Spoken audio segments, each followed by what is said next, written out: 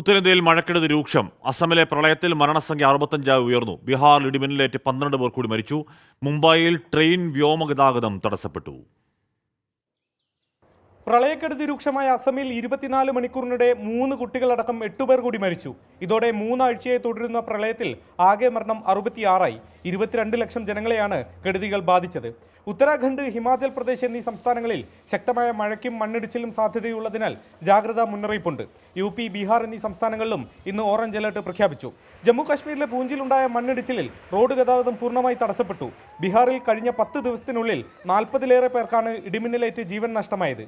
മരിച്ചവരുടെ കുടുംബങ്ങൾക്ക് 4 ലക്ഷം രൂപ സഹായധനം പ്രഖ്യാപിച്ചു.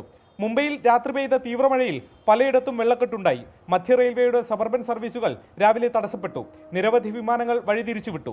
മുംബൈ കോർപ്പറേഷൻ പരിധിയിൽ സ്കൂളുകൾക്കും ഓഫീസുകൾക്കും അവധിയാണ്. ഗോവയിൽ ഇന്നും റെഡ് അലർട്ടാണ്. മോപ്പയിൽ പ്രളയ സമാന സാഹചര്യവും. മോപ്പ വിമാനത്താവളത്തിൽ വെള്ളം കയറി. പാലി വെള്ളച്ചാട്ടത്തിനടുത്ത് കുടുങ്ങിയ 80-ലേറെ വിനോദസഞ്ചാരികളെ ഇന്നലെ രക്ഷപ്പെടുത്തി. വിവിധ ബ്യൂറോകൾക്കൊപ്പം 24 മുംബൈ.